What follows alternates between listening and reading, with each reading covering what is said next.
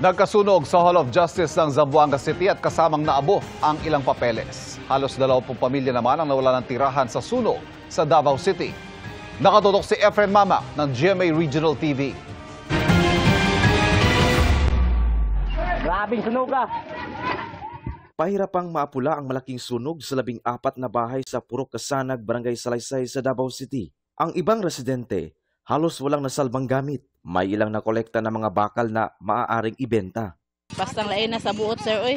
Wa jud bisag isa ka sanina na rescue. Wa gyud. Akong anak nga karong Lunes sa eskwela kay college man. Akong kwarta nga kitigom para sa iyang eskwela na apil. Oo, 12,000 sir allowance to niya o pangpalit unta niya sa gamit niya ba.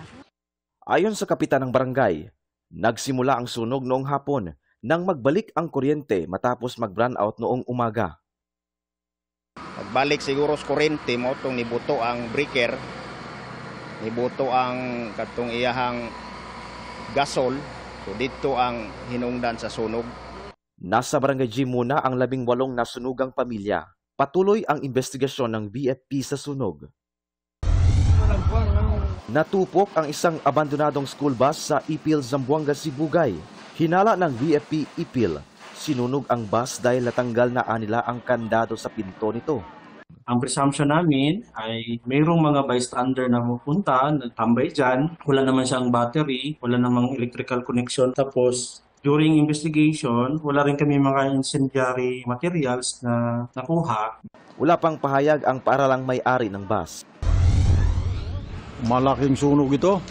Sumiklab ang sunog sa Justice Hall ng Zamboanga City. Ayon sa BFP Zamboanga City, sa opisina ng Municipal Trial Court sa ikatlong palapag, nagsimula ang sunog at kumalat sa ibabang palapag. Maraming papeles ang kasamang naabo. Nag-coordinate pa kami sa MPCC kung ano nga talaga yung content ng mga documents na yun para ma-verify lang talaga namin. Mula sa GMA Regional TV at GMA Integrated News, Efren Mamak, nakatutok 24 oras.